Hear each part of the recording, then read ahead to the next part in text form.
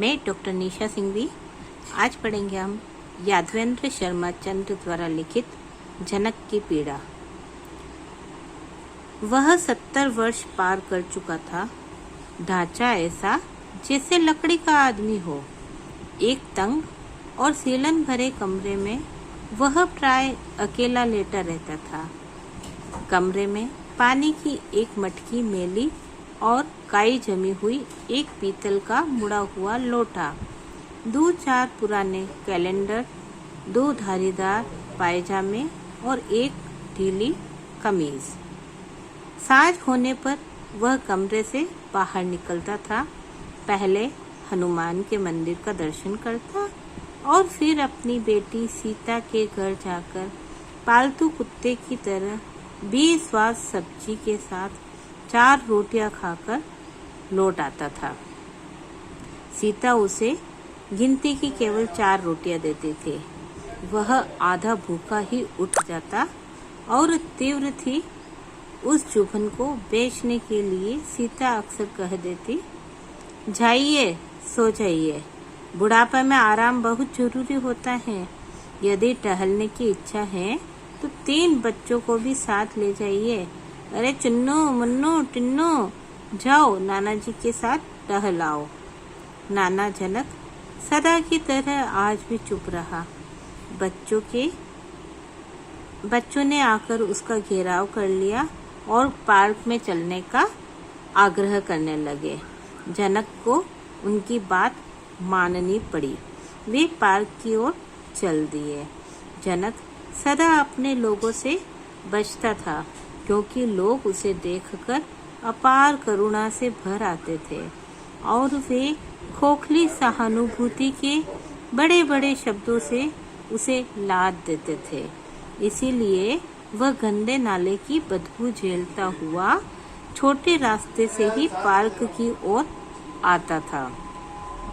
उसका पायजामा व हाफ कमीज प्राय मेली ही रहते थे।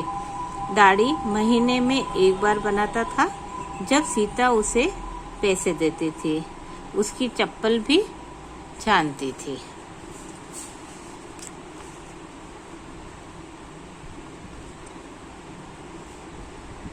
सीता की पुरानी चप्पल, लगातार चप्पल पहनते पहनते उसकी एड़ियां फट गई थी। कभी कभी कोई कंकड़ उन तरेड़ों में चुभ जाता तो वह कराह उठता था। पार्क आ गया तो जनक दरवाजे के बाईं ओर एक कुर्सी पर बैठ गया। तीनों बच्चे यहाँ बैठने का विरोध करने लगे। जनक ने कहा, तुम जाओ खेलो, मैं थक गया हूँ, बूढ़ा हूँ ना। टिन्नू ने हुक्म कर कहा, नाना जी नाना जी।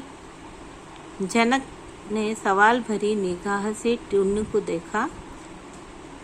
टिन्नू ने फिर कहा, नाना जी, आज पापा मम्मी से कह रहे थे कि यह बुढ़ा कब मरेगा। जनक विषाद से गिर गया। पल भर मौन रहकर उसने पूछा, फिर तुम्हारी मम्मी ने क्या जवाब दिया?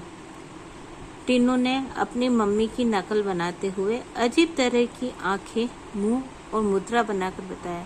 मम्मी ने कहा, भगवान जाने। एक दिन जनक ने स्वयं भी किवाड़ों के पीछे खड़े होकर सुना था, यह बुढ़ा नहीं मरेगा, तुम कहो तो। उसके दामाद की आंखों में एक हिंस्र संकेत था। छी, क्या तुम अपने बाप के साथ भी ऐसा ही व्यवहार करते? उसकी बेटी सीता चिल्लाई। उसके दामाद ने कुटिल व्यक्ति की तरह कहा, वह तुम्हारा असली बाप थोड़े ही हैं। और जनक को लगा था कि उसके सूखे हुए शरीर में से किसी ने रहा सहा खून भी निचोड़ लिया है। उसने अपने रोम रोम में चींटियों के काटने की दंश पीड़ा को एहसास किया। यह सब सुनकर वह उस दिन घर में नहीं घुसा, बल्कि सड़क पर आ गया था। आहिस्ता आहिस्ता वह कुछ कुछ कराहते हुए जेब में से बूझी हुई बीड़ी के टुकड़े को निकाल उसे जलाया। 2-3 लंबे कश लिए, तभी उसे अर्थी लाने वाला दिखाई दिए। वे राम नाम सत्य है बोल रहे थे।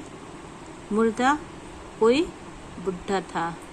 मुर्दे को देखते देखते उसकी आंखें भर आई थी। काश मैं भी मर जाता। मौत की इच्छा ने यादों को उभार दिया था। सारी बातें टुकड़े टुकड़े होकर तन में घुमड़ने लगी। वह सोचने लगा, हाँ, मैं सीता का असली बाप नहीं हूँ, केवल उसका भरण पोषण करने वाला हूँ।